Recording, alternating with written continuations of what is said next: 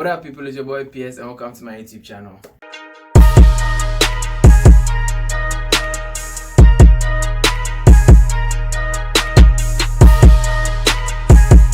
Now, this is not a new video. This is just an intro for an old video. It's the continuation of the neighborhood. I mean the story time for the It's a continuation for the story time role models in the neighborhood. I think this is the part 3. So I'm just doing this intro video for that. You understand? So stay tuned and keep it locked. And then we started leaving school. Now we're leaving school, but we're not leaving school we're leaving school for prayer meetings. So like I wasn't leaving school. Like I never actually left school to go and chase girls, but that's probably what I would have been doing if I was with other people. Because the boys were leaving school to go and sleep with prostitutes. So we're leaving school to go, and we're going to Christ Embassy, Aveno, the Circle branch, Pastor Biodum Lawal. So we'll get up Sunday dawn, and we brought unprescribed attire to school. So Sunday dawn, then we get up, we use the ball area. Presec boys know what I'm talking about. Presec Legon boys, to be specific. Presec Legon. Then we'll go to Aveno. We'll go there, we'll be worshiping, youth church and everything. It got to times, even when I was on vacation, I was still going to that church. And this is the reason why. I started noticing something. I realized that when you pass the motorway, that's if I'm coming from Tema, but if I'm coming from my school, I just go straight and you pass Spanner. When I pass Spanner, whatever, I don't know if it's Spanner Junction or the overhead where Villaggio is the morning. When you pass and you're going, when you start entering the Accra there, hey, is that Accra? I said, don't be Accra. When you pass the bridge and you start going, I started seeing buildings. That's when I realized that there's money in Ghana. Hey, buildings, beautiful buildings, skyscrapers. It's not here skyscrapers like outside the country and things, but high buildings. I was seeing cars. Now I started taking those trips often for exposure, for the sake of exposure. Because when I'm in my neighborhood, I don't really see that. And the people I see who bring such cars or close to such cars coming around are Game Boys. For those of you who don't know, Game Boys are like fraud boys.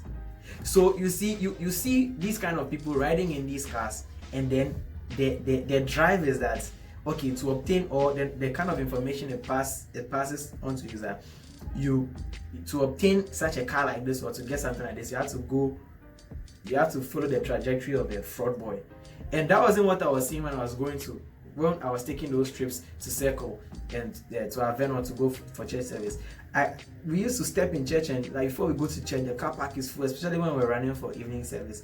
The car park is full. You see big cars, and you see like managers and MDs, and you are like, hey, so there are people who are senior men who can be rich and they can be spiritual. And when you go to the church, you see them speaking in tongues, and I was impressed. I was like, hey, so you don't necessarily need to be a fraud boy to have these things. All of a sudden, now things changed in my mind. Now the people who I was going to see as role models in my neighborhood, people who I could wake up in the morning, if there was a small hut.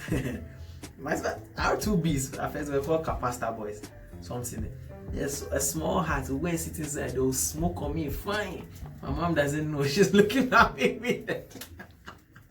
Mama! Jesus Christ. So basically, yeah, my dad was also in Kumasi. He was coming around. Oh, my dad is an amazing man. When he comes, he'll come and take us to Taco Bell. We go and chill because he's away for 2 weeks. And when he comes on Friday, either we go on Friday night. Saturday we'll go out. Sunday we'll go to church. Monday he's on the road. I mean, after taking us to school, he goes back to Kumasi. He has always been there. He still is. And you know, my mom too is a phenomenal woman. When you go out there, you go and roam and you come home and there's food in the house. And one time I was having a conversation with my mom. She got angry at my younger brother and she said something that really, I'm saying this in front of her. She said something that really touched me. She was like, ever since she has been with my dad all these years, my dad has never lifted his hand against her. And my dad has always known how to talk with her. And that's one thing she has seen that I have in common with my dad. How we talk to her. And I was impressed. I was like, oh, Because I was looking up to my dad, like, my dad has never touched my mom. I've never seen them quarrel or fight. And how he responds to her. If she has complimented me like that, it was a very, very big compliment. You see, that's when I realized that, like I said in my previous video, people will look up to you. Whether you like, people will look up to you.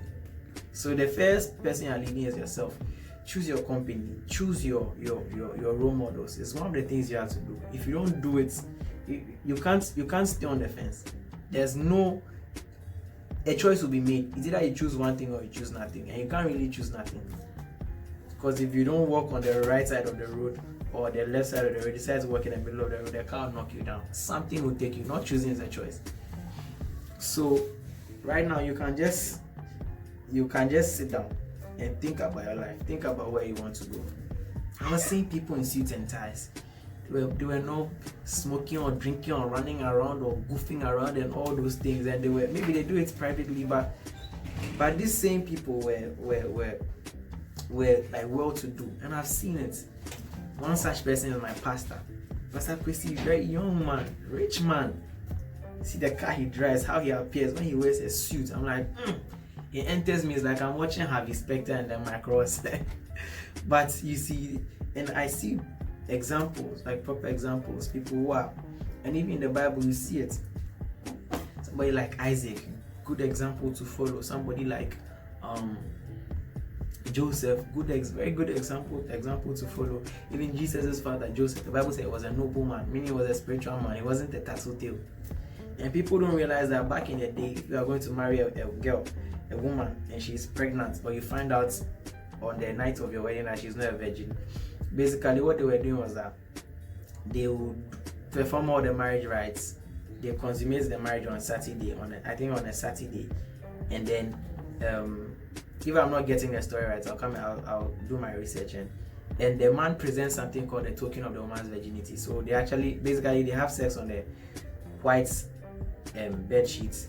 When the bed sheet is stained, the man will bring it before the people, the family, and then they applaud them and bless them or something. But when he finds out that the woman is not and the woman has lied to him, the Bible said that they'll take her to the wall and stone her to death. So the possibility, Jesus could have been killed in the mother's womb if Joseph just got angry and came out, Mary has gone to pass my back.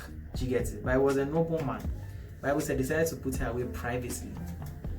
And so he prayed to God. By the way, he was thinking about these things, and the angel of the Lord appeared to him. So there are very, very good examples in the Bible, do you understand, that we can follow. Daniel in the lion's den, Joseph the dreamer. There are lots of people. So there are many role models. There are many people that I look at as role models.